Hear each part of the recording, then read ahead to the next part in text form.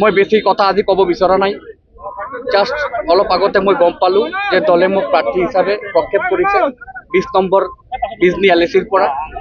এতিয়া মই সত্ৰত যাম, বিজনী সত্ৰত, মা লক্ষ্মী মন্দিৰত যাম, জয়গুৰু মন্দিৰত যাম, আৰু আমি কালীবাৰী মন্দিৰত যাম আৰু পাগলা বাবা আশ্ৰমত যাম।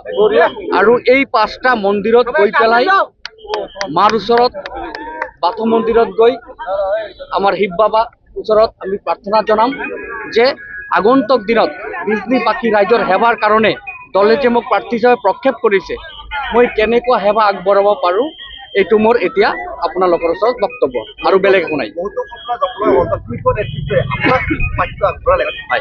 এইটো মই কি ক'ম, দলেহে মোক দিছে, সেইকাৰণে মই দলক ধন্যবাদ দিম। জিলা সভাপতি আমাৰ ৰতন ৰায় ডাঙৰীয়াক মই ধন্যবাদ দিম। তেখেতৰ বলিষ্ঠ নেতৃত্বত এই চিৰাং জিলা, কোকৰাঝাৰ জিলা, চিৰাং জিলা, বাক্সা জিলা, এই 3টা জিলাৰ ভিতৰত কেৱল এই চিৰাং জিলাৰ এই বিজনী এলএচিত আমি বিজেপি প্ৰাৰ্থী হিচাপে ইয়াতে পাবলৈ সক্ষম হ'লোঁ।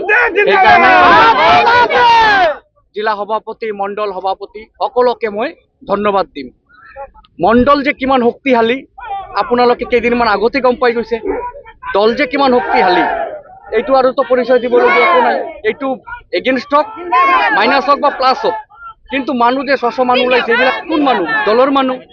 তো দলে মানে মই এই আজি এই তেখেতসকলৰ কাৰণে আজি বিজনী এলএচি বিজেপিৰ প্ৰাৰ্থী পাবলৈ সক্ষম হৈছে। সেইকাৰণে এতিয়া সংকল্প, আগন্তুক দিনত আমি বিজনীৰ পৰা কেনেকৈ জয়যুক্ত হওঁ আৰু বিজেপিৰ মিত্ৰজোঁটৰ চৰকাৰ অহা 4 মে তাৰিখত বনাই সূৰ্যৰ নতুন আলোৰ উদয়ৰ নিচিনা কেনেকৈ আমি প্ৰস্ফুটিত বা বিকাশিত কৰিব পাৰোঁ।